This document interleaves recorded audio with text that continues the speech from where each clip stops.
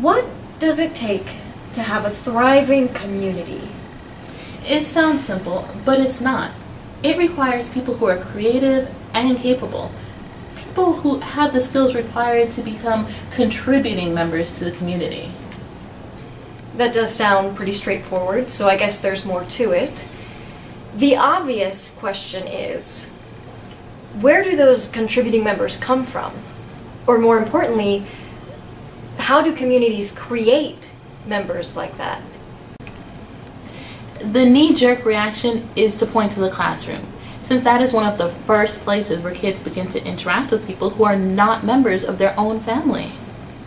However, although the classroom does play a role, the process actually starts much sooner. It starts at home, and it starts with parenting. Good parenting. I notice you put an emphasis on good. Oh, definitely. Before we go further, let's make that link clear.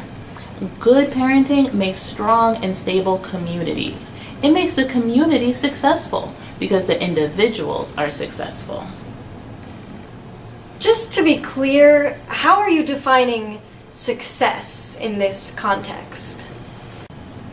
Thanks for pointing that out. When I say success, I am not just talking about money.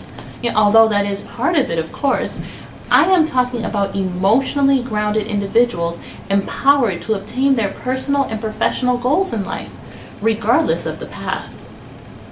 So how does this happen? So far you've talked about a healthy community requiring capable and creative members, and you've discussed how those contributing members to the community are being built at home by good parenting. So let's dive a bit deeper.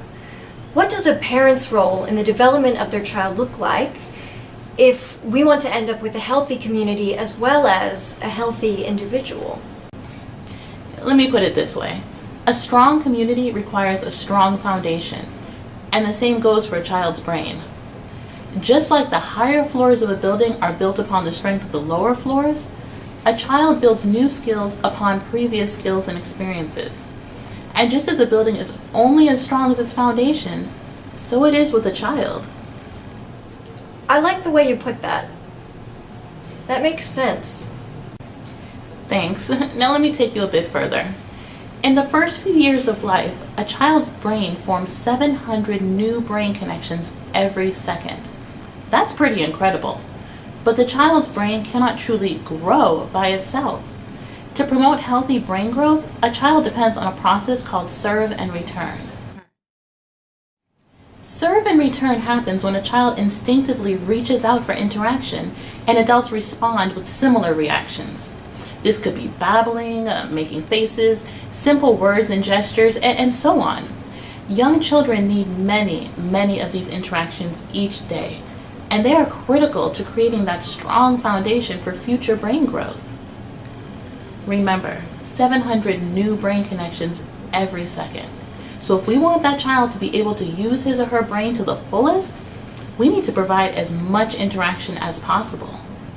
Again, that really makes sense. Parents really need to be involved with their babies. Right, but that's just where it begins.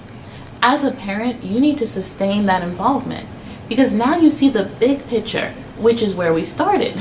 The high degree of parent interaction helps your baby build new experiences on top of previous ones. Just like the tall building we discussed earlier. Skill begats skill, and motivation begats motivation. Not only that, but skill and motivation cross-foster each other. Now we have a healthy and engaged child who is ready to learn, ready to explore, and on the path to an emotionally and mentally healthy life. I think I see where you're going with this. Right. An emotionally and mentally healthy child becomes a self-confident adult. And guess what? We all win because those adults now provide the foundation for stable and prosperous communities. By helping our children, all of our children, we ultimately help ourselves. And that's a really big win-win. Exactly.